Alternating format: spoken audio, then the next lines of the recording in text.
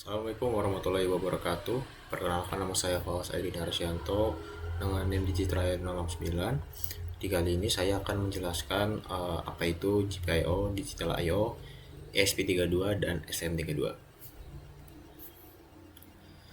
Yang pertama yaitu konsep dasar GPIO. GPIO atau General Purpose Input Output adalah pin pada microcontroller yang dapat diprogram untuk berfungsi sebagai input atau output sesuai kebutuhan sistem. GPIO memungkinkan microcontroller berinteraksi dengan perangkat luar seperti sensor, tombol, LED, relay, dan komponen elektronik lainnya. Fungsi input digunakan ketika pin GPIO berperan untuk menerima atau membaca sinyal dari perangkat luar. Sedangkan fungsi output digunakan ketika pin GPIO berfungsi untuk mengirimkan sinyal dari microcontroller ke perangkat lain. Oke, untuk mode kerja GPIO tersendiri itu ada mode input, mode output, pull up, dan pull down. Nah, untuk yang pertama, mode input digunakan ketika pin GPIO berfungsi untuk menerima sinyal dari perangkat luar seperti tombol atau push button, sensor, atau saklar. Yang kedua, itu mode output. Mode output digunakan ketika pin GPIO berfungsi untuk mengirim sinyal keluar dari microcontroller ke perangkat lain. Terus untuk yang pull up dan pull down, yang pertama pull up adalah resistor yang menghubungkan pin input ke tegangan positif. Pull down adalah resistor yang menghubungkan pin input ke ground. Jadi secara simpelnya, untuk mode kerja GPIO itu yang pertama yang untuk input itu membaca sinyal dari luar.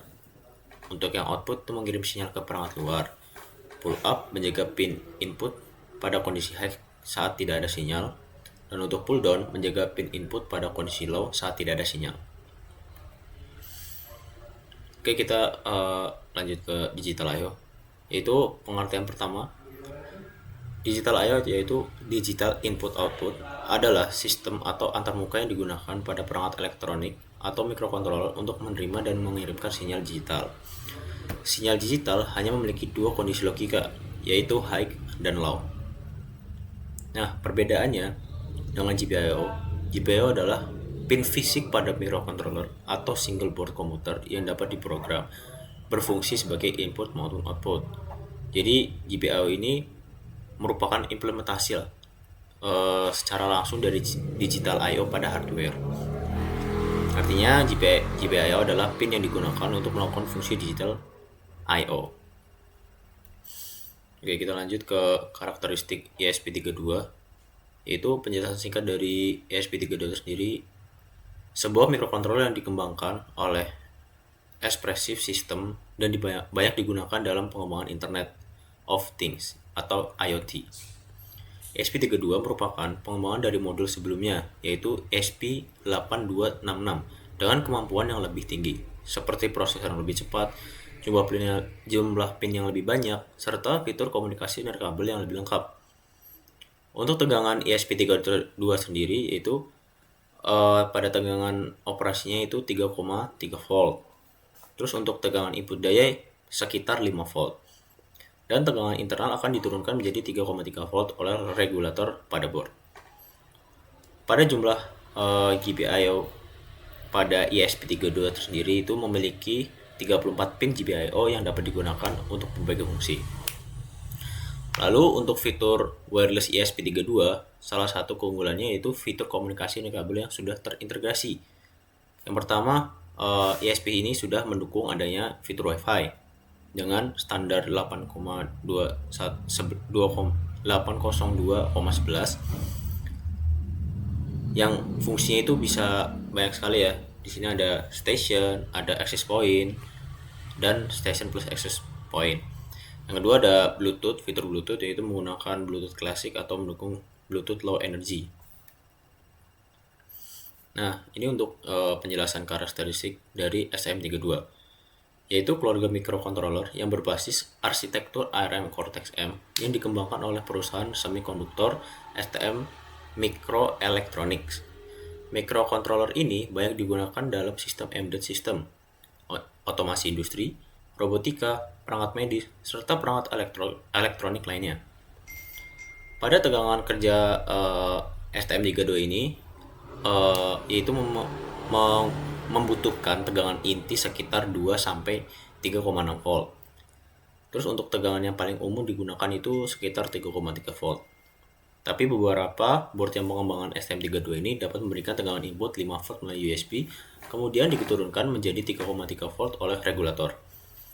Terus untuk jumlah pin pada STM32 tersendiri itu memiliki 30 hingga lebih dari 100 pin. Untuk karakteristik lainnya yaitu pada prosesornya tersendiri itu menggunakan ARM Cortex seperti Cortex M0, M3, M4, M7. Dan kecepatan clocknya dapat mencapai sekitar 32 MHz hingga lebih dari 400 Hz tergantung seri. Terus untuk memori di sini STM memiliki beberapa jenis memori internal seperti flash memory untuk menyimpan program dan SRAM untuk penyimpanan data sementara.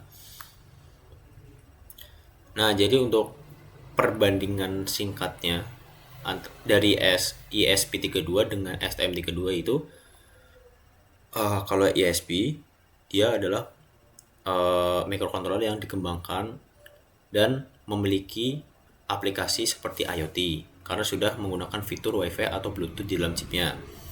Sedangkan STM32 dia itu lebih tradisional daripada ESP32, tapi masih banyak digunakan pada sistem embedded, otomatis industri, robotika, dan perangkat elektronik profesional.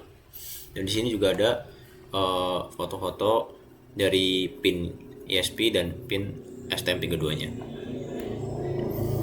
Nah, jadi untuk selanjutnya ada interfacing system, itu pada koneksi langsung dapat dilakukan jika level tegangan yang digunakan sama, seperti 3,3 ke 3,3 untuk komunikasi yang stabil.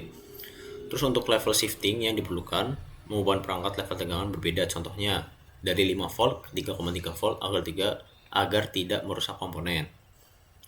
Lalu untuk protokol komunikasinya yaitu seperti UART, SPI, dan I2C untuk memungkinkan transfer data yang efisien dan dapat diandalkan antar sistem yang berbeda. Nah, jadi untuk kesimpulannya yaitu GPIO itu merupakan pin fisik pada microcontroller yang dapat diprogram untuk berfungsi sebagai input maupun output. Pin ini digunakan untuk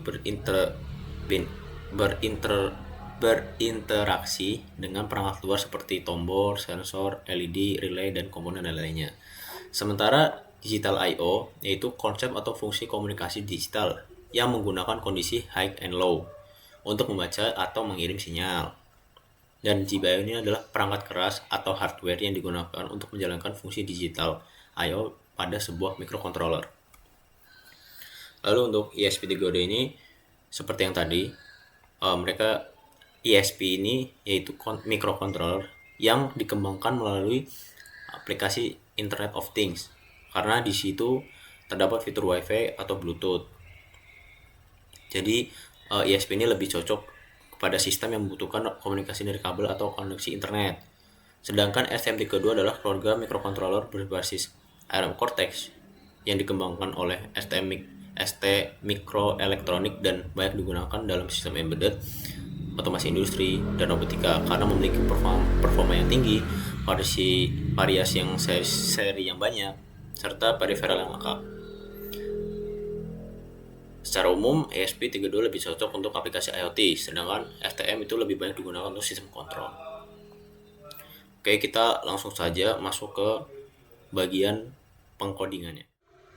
Oke, kita langsung masuk ke bagian codingannya. Yang pertama, ini ada codingan dari ESP32-nya. Jadi, di praktikum ini kita akan mencoba yaitu pull up dan pull down pada LED. Jadi di sini ada banyak sekali library. Yang pertama pasti ada stdi.h. Terus di sini ada ESP long dan timer. Nah, di sini untuk fungsi-fungsi dari pull up dan pull down-nya. Sini. Terus kita di sini juga ada integer, lalu ada bool juga. Nah, juga ada dalam kondisi 1, ada case juga dan ada case juga. Jadi ini sekilas untuk codingan dari ESP32-nya. Lalu untuk yang platform IO-nya seperti ini. Oke. Lanjut kita ke codingan pada STM-nya. Jadi untuk STM tersendiri itu di sini ada include config.h, ada buat system clock config, ada GPIO init, sama error handler jika terjadi errornya. Dan ini untuk main integernya di sini. Terus ada kondisi juga if dan else if. Terus nah di sini juga ada ketika long press dia bakal lampunya bakal nyala, ketika short press dia bakal mematikan dari LED-nya. Dan ini untuk penjelasan dari coding GPIO initnya ya di sini. Jadi ini untuk sekilas dari codingan STM32-nya. Dan ini untuk di platform IO-nya. Oke, kita langsung saja ke video praktikumnya. Oke, kita langsung aja masuk ke praktikumnya.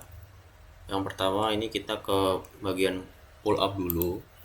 Jadi kalau untuk sistem yang pull up, LED itu sudah menyala ya. Tapi ketika kita press di buttonnya itu nanti si lampunya bakal mati. Nah, jadi di sini itu kita menekan kita menekan di bagian push buttonnya, maka secara langsung jika push buttonnya ditahan lampunya akan mati. Tapi ketika kita melepas lagi dia bakal menyala. Jadi itu untuk pull up-nya seperti itu. Oke, kita langsung masuk untuk yang kedua, untuk yang pull down. Nah, jadi simpelnya untuk yang pull down itu berarti kebalikannya dari yang awalnya itu nyala, sekarang awalnya itu mati, tapi ketika kita tahan push buttonnya dia bakal menyalakan si LED tersebut. Nah, di sini juga ini untuk komponen pada STM ya. Di sini ada seperti biasa kabel jumper, langsung aja ke LED terus ke push buttonnya. Jadi ketika dari awal proses itu LED awalnya mati, tapi ketika kita tahan di push buttonnya dia bakal menyalakan si LED-nya seperti itu. Nah, ini video dari praktikum kami. Jadi ketika ditekan, nah di sini ini bakal menyalakan si LED-nya seperti itu.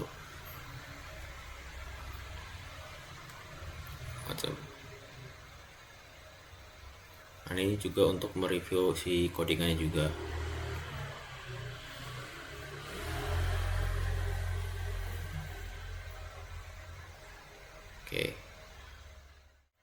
Oke, segitu saja video dari praktikum sistem embedded pertama.